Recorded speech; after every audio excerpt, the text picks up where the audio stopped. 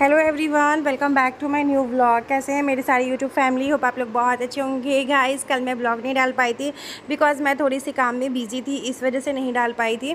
सो अभी बृहस्पतिवार का दिन है, ब्लॉग स्टार्ट कर दी हूँ। मैंने अभी रोटी बनाया है, पतिदेव का लंच जो है वो पैक करूँगी। सुबह मैं उठी थी, झाड़ू पोछा करने के बाद मैं घर की पूजा पाठ चाय पानी सारा चीज़ें कर ली थी। लेकिन जब रोटी बनाने आई तो सोची कि चलो ब्लॉग को स्टार्ट ही कर लेती हूँ। और ब्लॉग जब आप एक बार स्टार्ट कर ले तो हो जाता है, वरना मैं सोचती रह जाती हूँ, फिर ब्लॉग ना स्टार्ट नहीं हो पाता। और काम तो डेली का हमें ये सारी चीज़ें करना ही है। तो रोटी बना रही हूँ, इसके साथ मैंने बनाया था पालक वाली दाल, जो कि बहुत ही ज़्यादा टेस्टी लगता है खाने में। ये हम लोग का बहुत ज़्यादा फेवरेट है। एंड इसके बाद आलू बोरी का भुजिया। तो आज ये ही पति देव को दूँगी टिफ़िन में। तो ये सारी चीज़ें मैं पैक करूँगी। और अभी मैं आप लोग से कुछ इम्पॉर्टेंट बात करना है मुझे, तो चलिए मैं पतिदेव का लंच पैक करके फिर आप लोग से मिलती हूँ। तो गाइस, मेरा खाना पीना जो है वो हो चुका है, मतलब बन चुका है, हुआ नहीं है, अभी नाश्ता की नहीं हूँ। और दोपहर में देखूँगी, चावल बनाने का मन करता है तो दोपहर में बना लेती हूँ।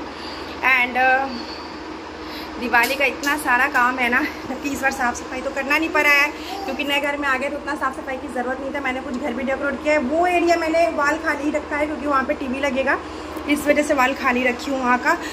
बाकी कर्टेन का पाइप कल लगा है। अभी आज मैं कर्टेन देखती हूँ, टाइम निकाल के मैं कर्टेन आज लगा लेती हूँ।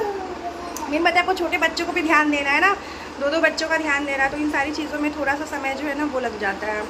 और सुबह से रात कैसे हो जाता है ना, सच बताओ पता ही नहीं चलता है कैसे सुबह से रात कट गया। इस बार दिवाली में मैं यही रहने वाली हूँ, एंड छठ पूजा में भी मैं यही रहने वाली हूँ। बहुत जल्दी मैं खुद ही छठ पूजा उठा लूँगी। छठ माता की कृपा से कुछ ऐसी चीज़ें हैं जो छठ माता बस पूरा कर दे, तो बहुत ही जल्दी मैं भी छठ पूजा करूँगी अपने बच्चों के लिए, अपने पति के लिए। जल्द ही करने वाली हूँ मैं। हालांकि मैं इसी साल उठाने वाली थी, बट कुछ रीज़न्स की वजह से मैं नहीं उठा पा रही हूँ, क्योंकि मेरा भी बहुत छोटा बच्चा है एंड सारी चीज़ें मुझे करनी है अकेले, इस वजह से। तो हो सकता है कि अगले साल मैं करूँ, जैसे समय रहेगा आप लोग के साथ शेयर करूँगी मैं। और उसके बाद छठ पूजा में मैं हमेशा ससुराल जाती थी, हमेशा हर एक साल। किसी को बोलने की और बुलाने की ज़रूरत नहीं होता था। किसी भी तीज त्यौहार में, तीज में तो मैं बहुत बार यहाँ भी रही हूँ, बहुत बार ससुराल भी रही हूँ, लेकिन कोई भी ऐसा पूजा पाठ मुझे ये लगता था कि मैं घर की इकलौती बहू हूँ, तो मुझे आई थिंक सब कुछ संभालना ज़रूरी है। बट आई थिंक मैं गलत थी। मुझे ऐसा लगता है कि मेरी जहाँ ज़रूरत नहीं है वहाँ मुझे कभी नहीं जाना चाहिए। मुझे अब ऐसा लगता है कि जहाँ पे मेरी ज़रूरत नहीं है मुझे नहीं जाना चाहिए। एंड 100 बात की एक बात कहना चाहूँगी कि जब मैं इतनी बुरी हूँ और इतनी गलत हूँ, तो फिर मैं क्यों जाऊँ? वहाँ पे वही लोग रहेंगे ना जो लोग बहुत अच्छे हैं, बहुत लोग संस्कारी है, तो वही लोग रहेंगे। बाकी मेरी ज़रूरत नहीं है, मेरे दोनों बच्चों की वहाँ ज़रूरत नहीं है, तो मैं नहीं जा रही हूँ इस बार ससुराल। और जब तक वहाँ के लोग सुधर नहीं जाते हैं, मैंने बहुत बार देखा है भाई, यहाँ पे मैं कोई लव मैरिज नहीं की हूँ या मैंने कोई भाग के शादी नहीं की है, जी नहीं। मैं प्रॉपर अरेंज मैरिज मेरे पापा ने पसंद किया था, और प्रॉपर सारी हर कुछ फैसिलिटी करके मेरी शादी हुई थी। तो एक बर्दाश्त करने लायक ही तक आप बर्दाश्त कीजिएगा। 7 साल में मैंने बहुत बर्दाश्त किया है।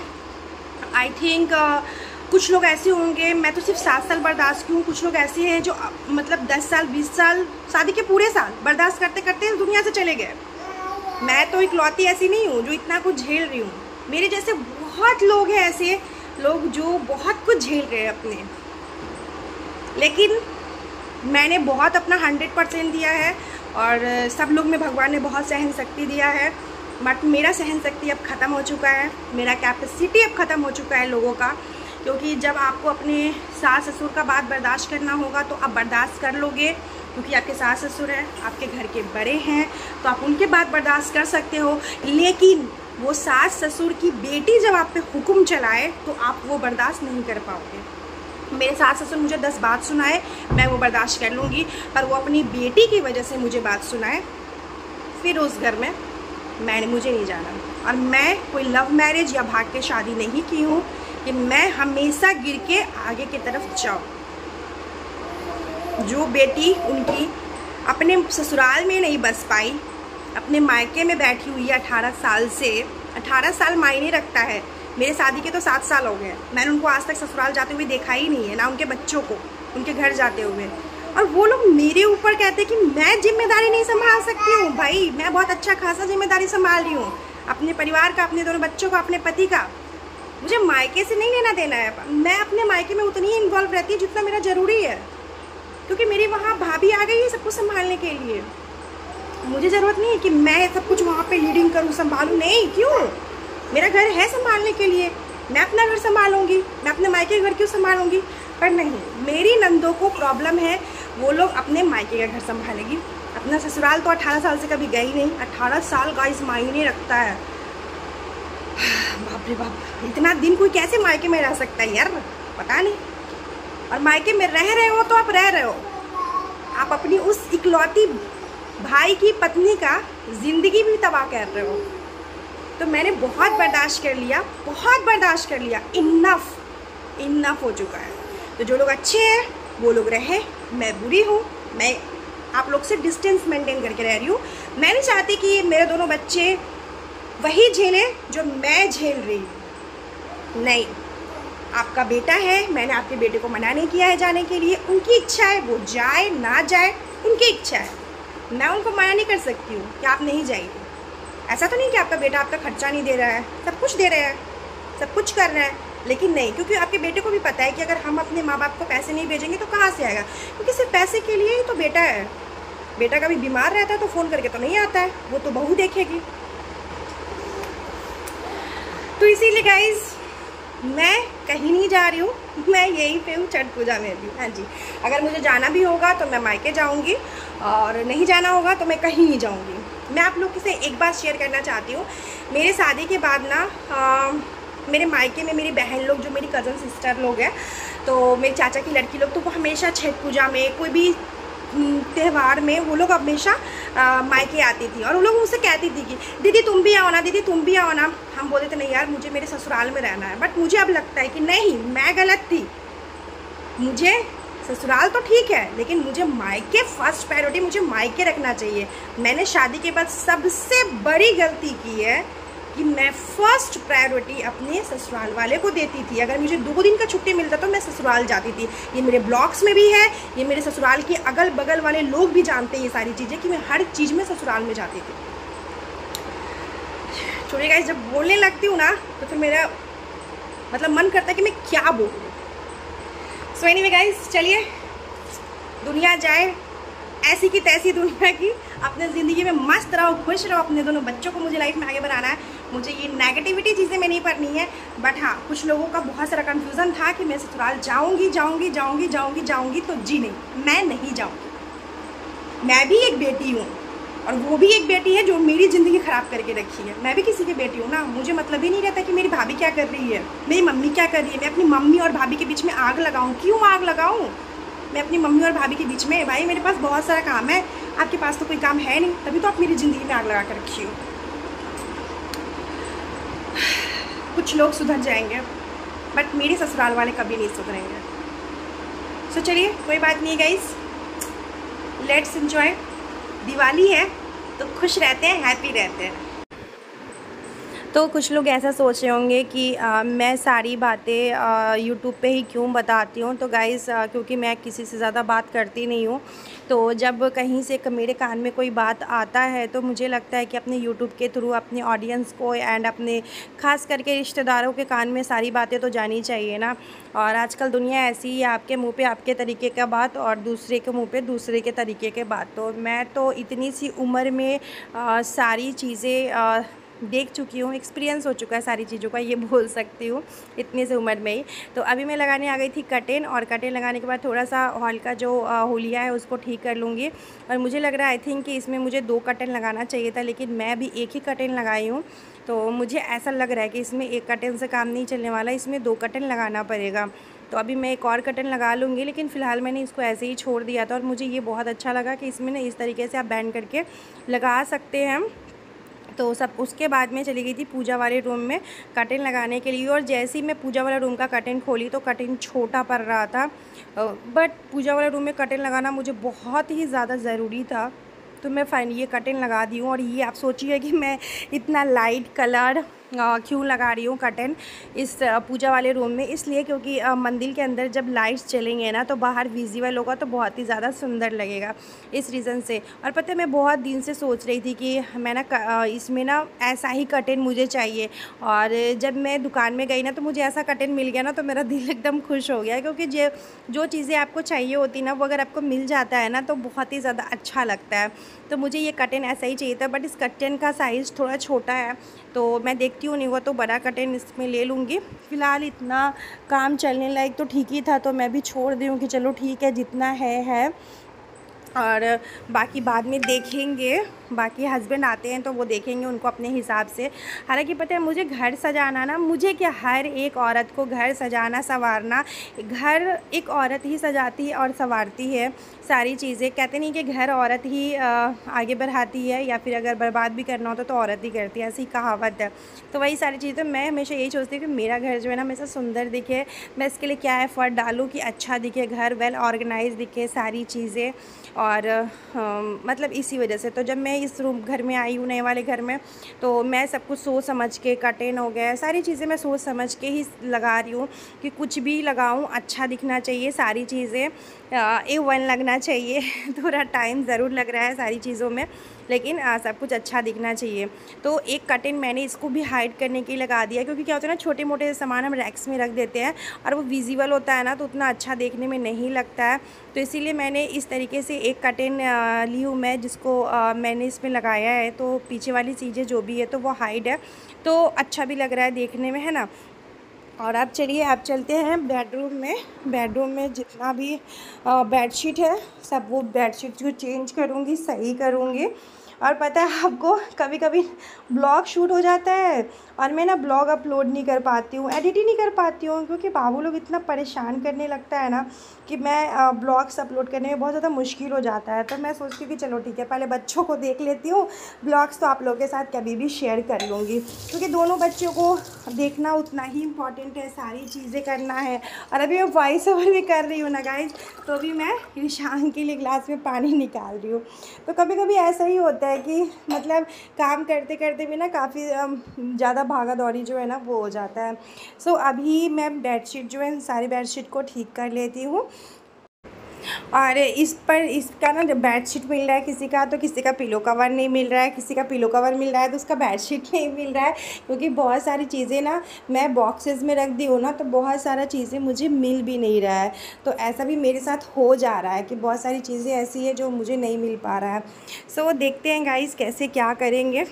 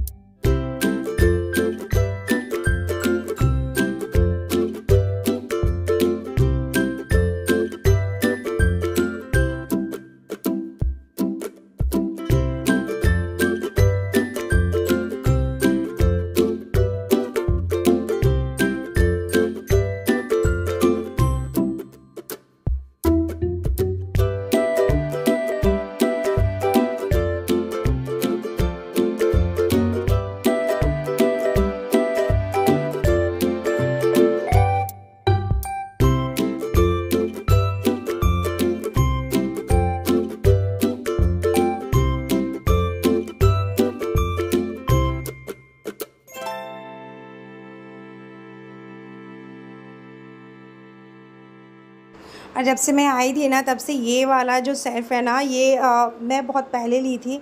तो यहाँ पे मैं रखी हूँ हॉल में, और उसके ऊपर साइड में ना टीवी लगेगा, तो इसलिए उस एरिया को मैं भी खाली छोड़ दी हूँ कि देखती हूँ टीवी कब तक मैं लेती हूँ, क्योंकि अभी इतना ज़्यादा मेरा खर्चा हो गया है ना कि मैं अभी टीवी ले नहीं पा रही हूँ। तो देखती हूँ, हालांकि टीवी का भी उतना ज़्यादा रेंज तो नहीं है। हालांकि मेरे पास पहले से टीवी है, लेकिन उस टीवी का ऐसा मतलब थोड़ा बहुत सा काम है, इसलिए वो टीवी नहीं सेट करूँगी, दूसरा टीवी सेट करूँगी। तो अभी मैं सोच रही थी धनतेरस में ले लेती हूँ टीवी, पर वही है कि धनतेरस में लोकल मार्केट से लेना ना बहुत ज़्यादा कॉस्टली पड़ जाता है हाल कर। और यहाँ का तो मार्केट इतना बेकार है ना कि धनतेरस के दिन ना जाओ ना, हर चीज़ का दाम इतना दुगुना तिगुना रहता है। तो इसीलिए ना मैं सोच रही थी कि रहने देती हूँ, या तो दिवाली के बाद ले लूँगी। हालांकि ऑनलाइन ना मैंने देखा है तो टीवी अच्छे खासे रेट में मिल रहा है। अब तो वैसे भी टीवी का कोई ज़्यादा प्राइस है नहीं पहले की तरह। पहले तो टीवी का प्राइस इतना ज़्यादा रहता था, लेकिन अभी ऐसा कुछ नहीं है। लेकिन तो भी अभी इस महीने मेरे बहुत ज़्यादा खर्चे हो गए हैं, तो इसीलिए मैं थोड़ा सा लिमिटेड से काम कर रही हूँ। एंड मुझे भी अलमीरा भी लेना है, गोदरेज, तो इस वजह से मैं थोड़ा सा लिमिटेड में, क्योंकि गोदरेज लेना बहुत ज़रूरी है। हालांकि टीवी लेना उतना ज़रूरी नहीं है, क्योंकि टीवी बच्चे भी उतना नहीं देखते और हम भी नहीं देखते। टीवी एज अ सिर्फ शो के लिए मैं लेना चाहती थी। और यहाँ पे मेरा एक कुरियर आ गया था, तो बस वो भैया आ गए थे, तो वो मुझसे एड्रेस पूछ रहे थे, तो बस मैं उनको अभी एड्रेस जो है वो बता के कंफर्म करके मैं अपना कुरियर है वो ले ली थी। और मुझे क्या रिसीव हुआ है मैं आपको दिखाऊंगी। बहुत सुंदर सा एक साड़ी आया, बहुत सुंदर सा है, एंड कुछ किचन आइटम्स है। और ये वाला मैंने एक मेन गेट में लगाया है, जिससे कि चूहे ना अंदर नहीं जाते हैं। तो इस वजह से मैं इसको लगा दी कि चूहा अंदर ना जाए, क्योंकि चूहा जब चला जाता है ना तो बहुत ज़्यादा परेशान होता है, चीज़ सामान बहुत नुकसान कर देता है। इसीलिए मैंने इसको लगाया है। और अभी हॉल की पूरी झाड़ू लगा दूँगी, क्योंकि थोड़ा सा भी काम करो ना तो पूरा डस्ट सा हो जाता है, इसी वजह से। तो मैं यहाँ पे झाड़ू वाड़ू लगा देती हूँ। और उसके बाद थोड़ा सा किचन की खाना बनाई हो ना, तो किचन को मैं साफ़ नहीं की हूँ, तो किचन की भी थोड़ी साफ़ सफाई ना कर लूँगी। एंड एक चीज़ बोलूँगी कि आई एम सो सॉरी मेरी यूट्यूब फैमिली को, कि जो लोग कमेंट्स कर रहे हैं और मैं उनका रिप्लाई नहीं कर पा रही हूँ। बहुत सारे ऐसे कमेंट्स है जिनका मैं रिप्लाई नहीं कर पा रही हूँ, लेकिन जैसे ही मुझे समय मिलेगा ना मैं एक एक कमेंट का रिप्लाई करूँगी। अभी न्यू घर में मैं शिफ्ट हुई हूँ, जिस वजह से काम बहुत ज़्यादा है, और उसके बाद काम के बाद वीडियो शूट करना, एडिटिंग करना, दोनों बच्चों को संभालना, तो बहुत सारी चीज़ें ना मुश्किल सा लगता है।